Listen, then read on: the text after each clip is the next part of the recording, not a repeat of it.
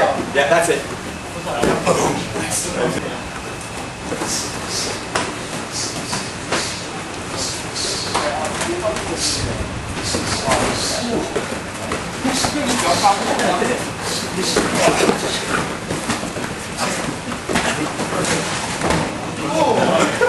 Hey, I'm Antonio Graceffo's Martial Arts Odyssey. Today we are in Taipei, Taiwan, and we are at Evolution Combat. And this is Master Gordon Preston. Gordon, very nice to meet you.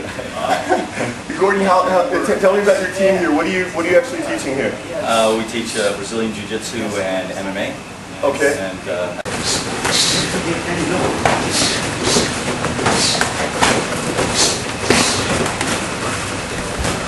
okay, watch. So be careful here. Don't make a headlock. It's not good.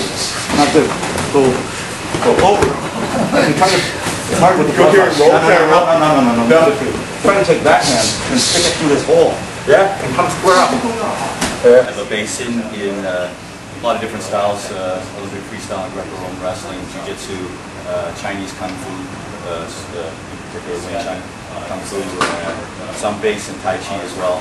And if I'm gripped like that, I want you to make a headlock. Okay. I can make a head throw. Okay. Where are you from actually? United States? Canada? I'm sorry.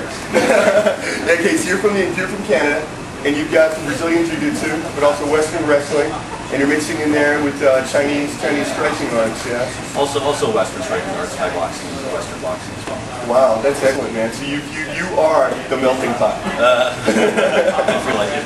So do you feel like a lot of people say about MMA, it just looks like, you know, it's Muay Thai mixed with BJJ, Brazilian Jiu Jitsu. Do you feel like your guys have a bit of an advantage since you're doing something different? I think now in MMA you're starting to see that there are some people who have a style that's a little bit unorthodox as opposed to what was the normal style before, which was a lot of Muay Thai. In MMA. You take a look at Fedor, which supposedly uses like Sambo right. punches. And Machida. Machida's doing karate. Yeah. And it looks a little different. You just take a look at it and see it. Yeah. And then earlier we talked about something about the stand-up grappling, Chinese stand-up grappling as opposed to shooting. And what were you saying about that? Sometimes, well, in MMA, of course, the double leg takedown is an important part of MMA. You see a lot of really good fighters use the double leg all the time, and GSP's got a great one. But also the standing grappling, they say the Greco-Roman aspect of it, where you're actually not grabbing the legs, is also very useful. Because when we're in really close and really tight in here like this, can't grab a leg. Yeah. What about energy depletion? Well, I know Mark Bowen's an extreme case, but when I watch these guys do the shoot from far out, it seems like even a trained athlete only has about 5 or 6 good shoots. It wears you down a shot from far out. So you're saying that you won't shoot from very far out. You'll do it from, say, boxing range. I prefer to get in close. Okay. Fake with the hands, and then attack the legs. Okay, cool. So we're going to practice something like that tonight? Yeah, we're going to do a couple of throws and a couple of takedowns and do a striking stuff. Okay, great. Okay, and as you know, I don't have any grappling background at all. That's okay. And the thing So you see your head looking at the mat? Looking at the mat, right? Good rule. And you make a single, you make a single leg. Better not to put your head to the outside. Okay. Don't put your head to the outside. You're better off head to the inside. Okay. I want to learn everything, obviously, but I think the thing I could learn from you the most, or that I'm trying to learn the most, is anything that's got to do with stand-up, because stand-up grappling, I mean. Okay. Yeah, because that's something I could actually use when, you know, back in time. Well, stand-up grappling and wrestling in general is really fun. Yes. It's really fun to get you. Excellent. Okay, thank you, sir. The guy shoots a single, and he puts his head to the outside. First of all, makes for an easy guillotine. Yeah. So the guy shoots for it. Oh, he gets it. I'm actually not going to go for a guillotine. I'm going to sweep him. I'm going to take a deep step with this foot, throw it close here, and bury this leg really deep, trying not to kick Elliot, and that's when I do it. And throw him right over. Yeah. Wow. And it looks fancy and flashy, but it's very, very possible to do in MMA. Very possible. What would it look like if you did punch Elliot in the nut, what would that look like? Tears rolling down. He's going to demonstrate. I can't picture it. I can't picture it. Because a lot of times, you know, also, you spar really, really hard. It's okay sometimes spar really, really hard, but you guys will be too worried about getting hit that you're not improving your game, you know. And sometimes, all different types of sparring, you know, that's why you spar with big guys, small guys, short guys, tall guys, all different types, fast and hard, and sometimes a little bit lighter. Okay, 3 minutes. Wrestling stance, and you're not going to have to fall so far. You're going to fall.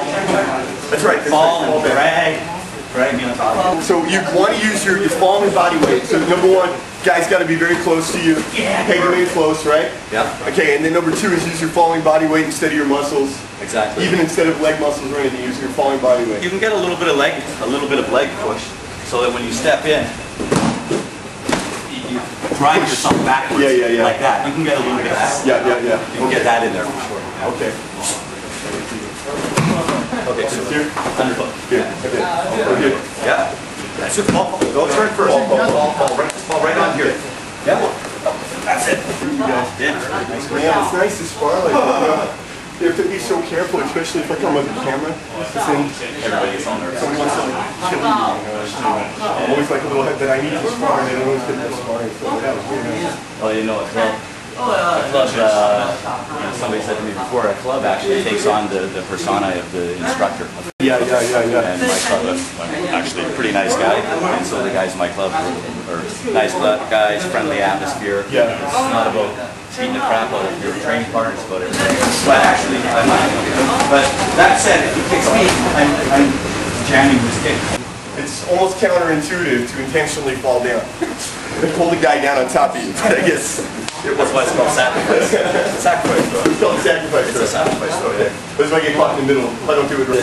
Okay, bend your knees there. And don't take too much of a, when you're in close, when you're in close grappling here, you don't want to take, you don't want to have such a, like a Thai boxing stance or a Kung Fu stance like this because your leg is still exposed, yeah? So more, actually what you should be here like this and looking down at your own foot. Nope, this one is back. Oh, and this one forward, where I can see my own foot. That means when I can see my own foot, that means my other foot is far away from you. Okay, far away from this hand here.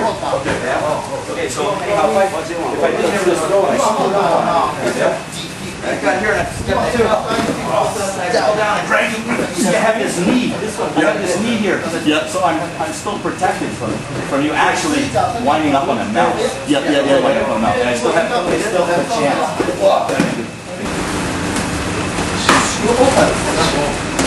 Elbows in.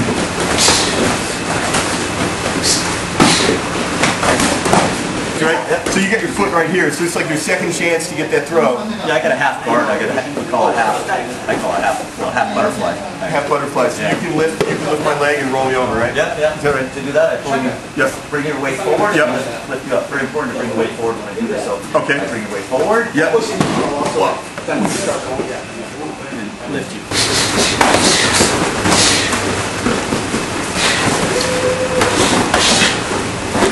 Okay, get up.